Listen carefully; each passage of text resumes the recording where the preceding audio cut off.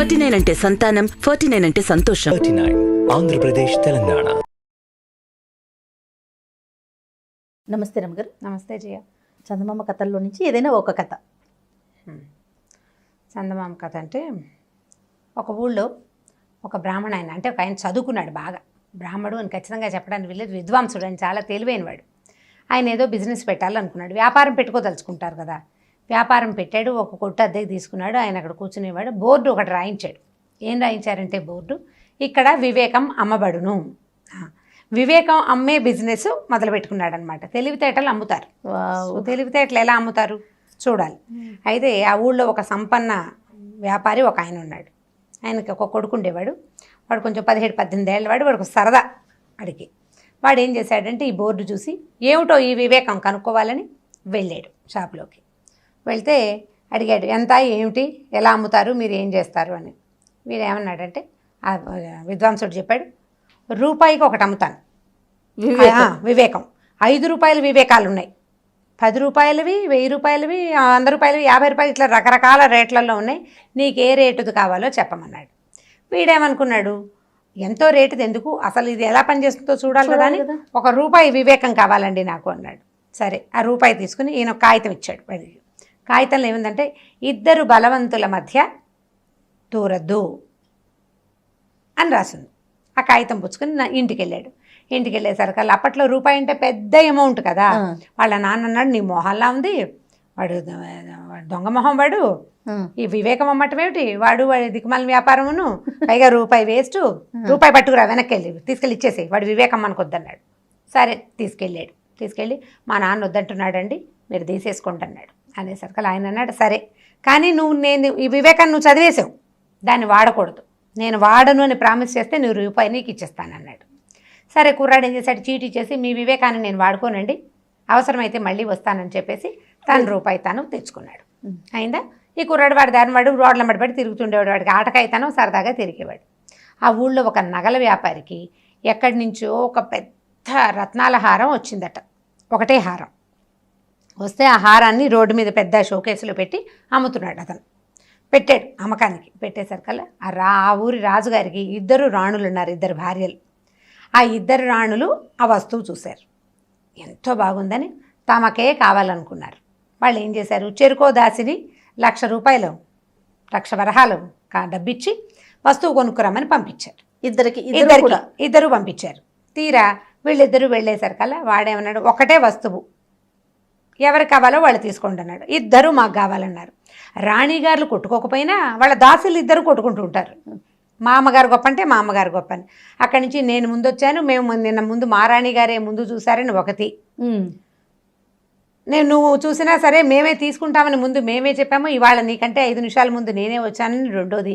వీళ్ళిద్దరూ చెడామడా కొట్లాడుకున్నారు. ఈ వ్యాపారస్తుడికి విసుగుబుట్టి నగల వ్యాపారికి, మీ 2 కొట్లాట తేలేక అప్పుడు రండి అని వాళ్ళిద్దరిని తోలేశాడు. వాకిట్లో మరి కొట్టు బయటంతా ఈ గలాభాగా ఉంటే జనాలు ఎవరిది వస్తారు, కొట్టులోకి పంపించేశాడు. ఈ దాసీలు 2 పోయి రాణిగారికి చెప్పారు. రాణిగారులిద్దరు ఈ తగాదాన్ని రాజుగారి దగ్గరికి తీసుకెళ్లారు. నేను ముందు చూశానంటే నేను ముందు చూశాను, నేను ముందు వెళ్ళానంటే నేను ముందు వెళ్ళా. ఈ తగాదా తెగలేదు. ఈయన అన్నాడు, సరే, ముందు ఎవరు వెళ్ళారో చెప్పడానికి ఒక సాక్ష్యం ఉందా? నగల వ్యాపారి నాకు తెలీదు, నేను చూడలేదన్నాడు. ఈ అమ్మాయిలు 2 దాసీ అమ్మాయిలు ఉన్నారుగా, వీళ్ళిద్దరు ఏమన్నారంటే, ఫలానా శెట్టిగారి అబ్బాయి కుర్రాడు ఉన్నాడు కదండి, వాడు అక్కడే నుంచున్నాడండి, ఈ చోద్యం చూశాడు వాడని చెప్పారు. వాడు నిజంగానే అక్కడ నుంచున్నాడు. వాడిని పట్టుకొచ్చారు. ఇప్పుడు వాడికి ఏం చేయాలో తెలియలే. సో గుర్తొస్తుంది వివేకం. 2 బలవంతుల మధ్య దూరకూడదు. ఇప్పుడు ఏ రాణిగారి పేరు చెప్పినా రెండో రాణిగారు చావట్టి చెవులు మూస్తుంది.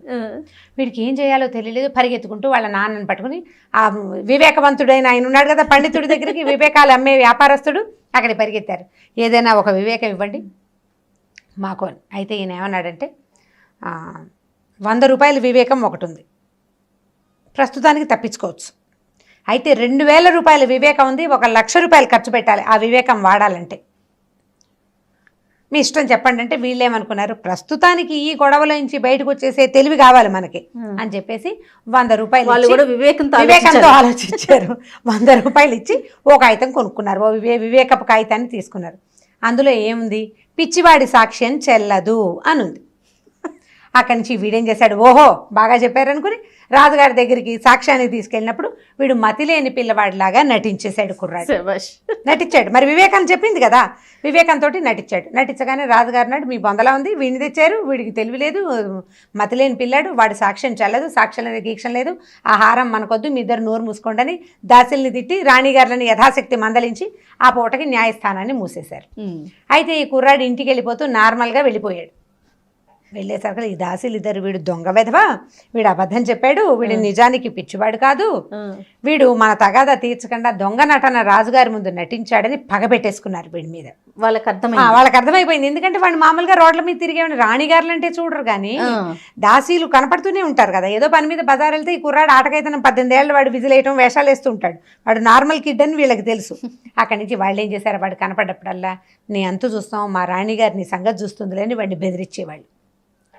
వీడికి ఏం చేయాలో తెలియలే. ఏ రాణులు ఇద్దరికీ కోపంగా ఉంది తన మీద, రాణులకున్నా లేకపోయినా దాసీగణానికి హెచ్చుగా ఉందన్నమాట.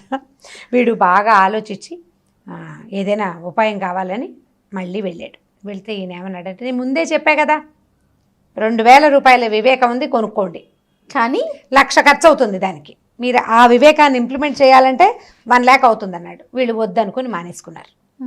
వద్దనుకుని మానేస్తే ఒకరోజు రాణివాస నుంచి ఒక ఆయుధం వచ్చింది, నీ అంతు చూస్తాం, మాతో పెట్టుకోవద్దు, ఇలాంటి వాక్యాలు రావడం మొదలెట్టినాయి. 2 రోజులు 3 రోజులు వీడికి భయం పట్టుకుందనమాట. 2-3 రోజుల నుంచి కాగితాలు వస్తున్నాయి. ఈ దాసీలే వీడిని బెదిరించి వాడితో నిజం చెప్పించడానికి చేశారు. రాణిగారుల హస్తం కొద్దిగా ఉంది, ఎక్కువ లేదు. వీడికి ఆగలేకపోయాడు. నాన్న ఏదైనా సరే ఇందులోంచి తప్పించుకోవాలి, మొట్టమొదట గనక ఆ వివేకాన్ని నేను వాడుకుంటుంటే వాళ్ళిద్దరూ పోట్లాడుకుంటున్నప్పుడు నేను అక్కడ నుంచోకుండా ఉండేవాడిని. మొదటి వివేకం వాడుకుంటే ఇద్దరు బలవంతుల మధ్య దూరద్దు అన్నప్పుడు వాళ్ళిద్దరు పోటాడుకుంటూ నాకెందుకు వచ్చిందని నేను వచ్చేసేవాడు. కానీ మనం ఏం చేసాము, రూపాయి వెనక్కి తీసుకుంటూ ఈ ఇంప్లిమెంట్ చెయ్యము, ఈ వివేకాన్ని వాడుకోనని చెప్పాను. కాబట్టి నా బుద్ధి ప్రకారం నేను అక్కడ నుంచున్నాను, దానివల్ల ఈ బాధ అంతా వచ్చింది. కాబట్టి ఈ వివేకవంత పండితుడి యొక్క వివేకాన్ని మనం కొనుక్కుని వాడాల్సిందే, నాకు భయం వేస్తుందని వాడు ఏడ్చి గగ్గోలు పెట్టాడు వాళ్ళ నాన్న దగ్గర. సరే నాన్న కొడుకు పోయారు అక్కడికి, మళ్ళీ వెళ్ళారు. మరి ఏం చేస్తారు, వీళ్ళ నుంచి తప్పించుకునే మార్గం లేదు. మరి వెళ్ళేసరికల్లా ఆయన వాళ్ళు ఏం చేశాడంటే 2000 రూపాయలు తీసుకుని డబ్బాలో పెట్టుకున్నాడు, ఒక కాగితం ఇచ్చాడు. ఆ కాగితం మీద ఏముందంటే, ఆ హారం నువ్వే కొని రాజుగారికి బహుకరించు. మరి 1,00,000 రూపాయల హారం. ఈ వ్యాపారస్తుడు ఏం చేశాడు, రాజుగారికి ఆ సంవత్సరానికి ఒకసారి ఏవో గిఫ్ట్లు ఇస్తారు కదా, మహారాజులకి గిఫ్ట్లు ఇచ్చే విధానం ఉంది కదా. మామూలుగా అయితే ఏ 5,000 10,000 పెట్టును, ఇప్పుడు చచ్చినట్టు ఇంకేమీ దారలేక ఏం చేశాడు, మొదటి రూపాయి వివేకాన్ని వాడుకుంటే 1,00,000 రూపాయలు ఖర్చు అయ్యేది కాదు. వెళ్ళి ఆ హారాన్ని కొన్నాడు. కొని రాజుగారికి తీసుకెళ్ళి అప్పచెప్పేశాడు. హారం ఇల్లు చేరింది కదా, రాణిగారులు ఇద్దరు సంతోషించి చంకలు ఉతుకున్నారు. మనకే వచ్చేసింది. మనకే రాజుగారికి పరమోత్కృష్టమైన తెలివితేటలున్నాయి, ఆయనకి వివేకం ఎవ్వరూ అమ్మక్కర్లా, ఆయనకి బాగా తెలివి ఉంది. ఏం చేశాడంటే ఆ హారాన్ని, ఎంతో బాగుంది, కొత్త పెళ్లి కూతురు మన కోడలు, ఆమెకి గిఫ్ట్ ఇస్తాను అని చెప్పి ఈ రాణిగారులలో ఒక ఆవిడ కొడుకున్నాడు, 2వ ఆవిడకి కూతురు ఉంది. కూతురికి రాపలేదు, కోడలకే కావాలి, కొత్తగా వచ్చిన పెళ్లి కూతురు. ఆ హారాన్ని తీసుకెళ్ళి కోడలు మెళ్ళలో వేశారు. రాణిగారులు ఇద్దరు మాట్లాడకుండా ఊరుకున్నారు. వాళ్ళ గొడవ సమసిపోయింది. వీడు రూపాయి వివేకంతో ఉండిన ఇది బాగుండేదని మళ్ళీ వెళ్ళి ఈసారి ఇంకో వివేకాన్ని 100 రూపాయలు పెట్టి కొనుక్కుంటే అందులో ఏముందంటే, ఒళ్ళు దగ్గర పెట్టుకుని ఉండాలి అని ఉంది. తగాదాల్లోకి వెళ్ళకూడదు, వాళ్ళు ఎవరో మాట్లాడుతుంటే వినకూడదు, నీ పని నువ్వు చేసుకోవాలన్నమాట.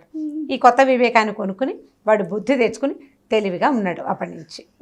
చాలా బాగుంది కథ. కంచికి మనం ఇంటికి. కానీ ఇలాంటి వివేకాలు అమ్మేవారు ఇప్పుడు కూడా ఉంటే బాగుంటుంది. మనకి ఏది కావాలంటే అది వెళ్ళి కొనుక్కొచ్చుకొని ఫాలో అవుతామేమో. ఐడియాస్ అమ్మేవాళ్ళు ఇప్పుడు కూడా ఉన్నారు జయ, మీరు సరిగ్గా సెర్చ్ చేయటం లేదు. మీకు గుడ్ ఐడియా కావాలి, మీరు నన్ను అడగండి, రూపాయి 2 రూపాయలు అంటే కాకుండా 100 1000 ఇస్తానంటే నేను కూడా చెప్పేస్తారా? ఓకే, ఆడియన్స్ అంతా మన మామ్స్ అందరూ రెడీ అయిపోతారండి తెలివితేటల కోసం. చూడండి, మామ్స్ అంతా కూడా మీకు ఏ ఐడియా కావాలన్నా మనకి రమ్మగారు చెప్తారంట, దానికి తగిన ఛార్జీ ఉంటుందండి. మరి ఉండదు, ఆయన 100 1000 తీసుకున్నాడు కదా. కానీ చాలా బాగుంది రమ్మగారు. మనం నీతిని అర్థం చేసుకోవాలి. ఈ అమ్మటం అనేది ఇది పక్కన పెడితే మంచి నీతి ఉంది కథలో. అదే, సో పిల్లలకి చెప్పడానికి బాగుంటుంది, మనం తెలుసుకోవడానికి కూడా చాలా ఇంట్రెస్టింగ్ గా ఉంది. ఇంకొక వీడియోలో మళ్ళీ కలుద్దామండి. తప్పకుండా చేయాలి. ఈ వీడియో కనుక మీకు నచ్చినట్లయితే లైక్ చేయండి, షేర్ చేయండి. మరిన్ని వీడియోస్ కోసం మా ఛానల్ని సబ్స్క్రైబ్ చేసుకోండి.